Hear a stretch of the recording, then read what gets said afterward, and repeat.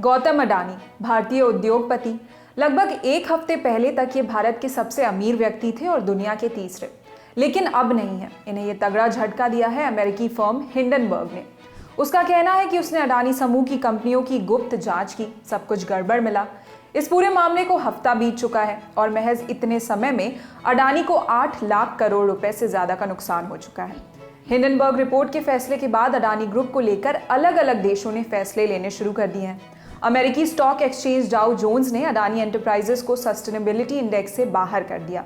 वहीं 2 दिन पहले क्रेडिट स्विस ने अडानी ग्रुप की कंपनियों के बॉन्ड्स के बदले मार्जिन लोन देने पर रोक लगा दी है। क्रेडिट स्विस एक ग्लोबल इन्वेस्टमेंट बैंक और फाइनेंशियल सर्विस फर्म है। इसका हेडक्वार्टर स्विट्जरलैंड में है। वहीं एक तरफ अडानी की कंपनी के शेयर्स में गिरावट हो रही है, तो दूसरी तरफ कंपनी को 20,000 करोड़ का एफपीओ यानी फॉलो ऑन पब्लिक ऑफर वापस लेना पड़ा। अडानी ग्रुप का ये 20,000 करोड़ रुपए की कीमत वाला एफपीओ अपने ऑफर के अंतिम दिन पूरी तरह से सब्सक्राइब हो गया था। इस एफपीओ को वापस लेने के फैसले का ऐलान करते हुए अडानी ग्रुप की तरफ से कहा गया कि यह फैसला मार्केट में मची उथल पुथल के मद्देनजर लिया गया है। कंपनी के बोर्ड ऑफ डायरेक्टर की बुधवार 1 फरवरी 2023 को मीटिंग हुई थी। इसमें निवेशकों के हित को ध्यान में रखते हुए ये फैसला लिया गया। आगे बढ़ने से पहले समझ लेते हैं कि आखिर क्या होता है FPO. Follow on public offer यानी एफपीओ एक ऐसी प्रक्रिया है जिसमें पहले से ही स्टॉक एक्सचेंज में लिस्टेड कंपनी मौजूदा निवेशकों या शेयर धारकों को नए शेयर जारी करती है।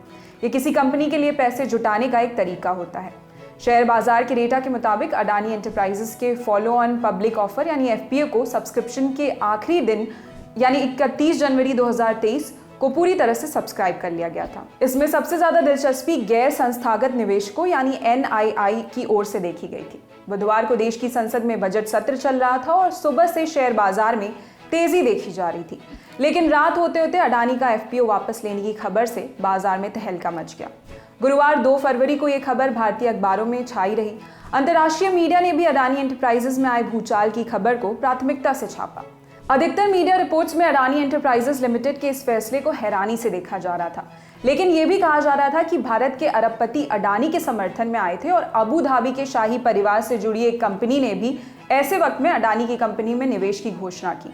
अडानी एंटरप्राइजेस ने 4.55 करोड़ शेयरों को बोली के लिए रखा था, जिसके मुकाबले 4.62 करोड़ शेयरों का सब्सक्रिप्शन रहा। हिंडनबर्ग रिपोर्ट के कारण मुश्किल दौर से गुजर रहे अडानी ग्रुप के लिए उनके कारोबारी दोस्तों की सामने आने की खबर आई। इनमें दिल्ली और गुजरात के कई मशहूर उद्योगपति शामिल हुए। तब जाकर अडानी एंटरप्राइजेस के एफपीओ को पूरा सब्सक्राइब किया गया। अडानी के एफपीओ में अबू धाबी की इंटरनेशनल होल्डिंग कंपनी यानी आईएचसी ने भी 3200 करोड़ रुपए का निवेश किया। इस कंपनी ने अडानी के एफपीओ में बोली लगाकर बड़ा भरोसा दिखाया।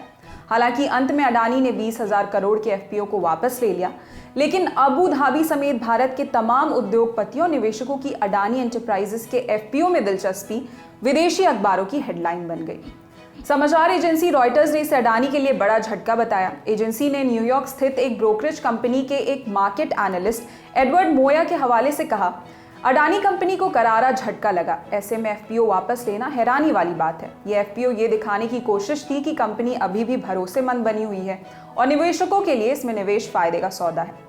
एडवर्ड ने रॉयटर्स से कहा कि शेयर बाजार में एफपीओ उतारने, उसे बेचने के लिए इतनी मुश्किलों से गुजरने और फिर उसे आखिरी घड़ी में रद्द कर देने से और भी कई तरह के सवाल उठते हैं। वॉशिंगटन पोस्ट ने अपनी रिपोर्ट में अडानी के बचाव में सामने आए अरबपतियों की खबर पर लिखा कि दुनिया के सबसे बड़े लोकतंत्र में अब अरबपतियों का भाईचारा दिख रहा है। जब एक मुश्किल में फंसता है तो दूसरे उसे बचाने के लिए हाथ बढ़ा देते हैं। लेख में यह भी कहा गया कि असल संदेश आ रहा है अडानी के बचाव में आए अरबपतियों से। इसके पीछे क्या कारण है ये नहीं पता। अडानी कह सकते हैं कि प्रधानमंत्री से उन्होंने कभी किसी तरह का फेवर नहीं लिया, लेकिन उनके साथ अडानी की नजदीकी किसी से छिपी नहीं है। अमीर लोग सरकार के साथ बेहतर संबंध बनाकर चलना चाहते हैं।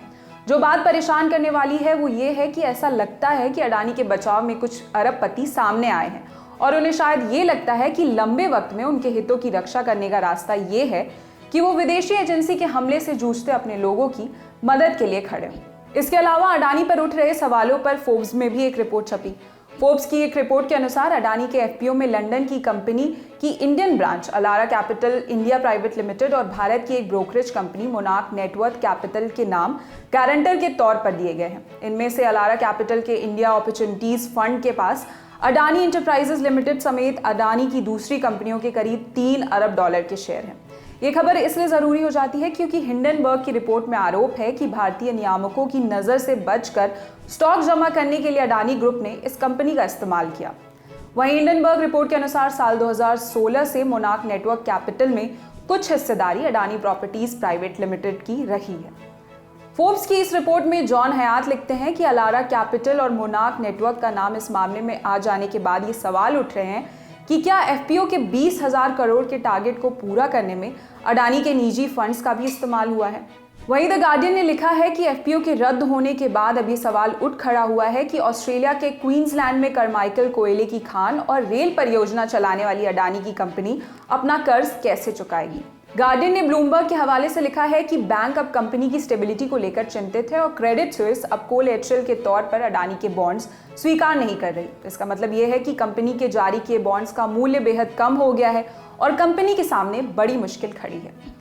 निकेई एशिया ने रिसर्च कंपनी जेफरीज के हवाले से लिखा है कि वित्त वर्ष मार्च 2022 के खत्म होने तक अडानी के ऊपर कुल 1.6 ट्रिलियन यानी 1600 अरब रुपए का कर्ज हो चुका है।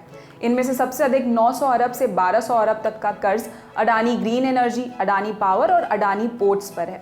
निकेई की रिपोर्ट के अनुसार एफपीओ से जो पैसा मिलता उसका आधा कंपनी के ग्रीन हाइड्रोजन प्रोजेक्ट्स, एयरपोर्ट सुविधाओं और ग्रीन फील्ड एक्सप्रेस के विकास में इस्तेमाल होना था, जबकि उसके 20% का इस्तेमाल कर्ज चुकाने में किया जाना था, जो अब अधर में लटका है।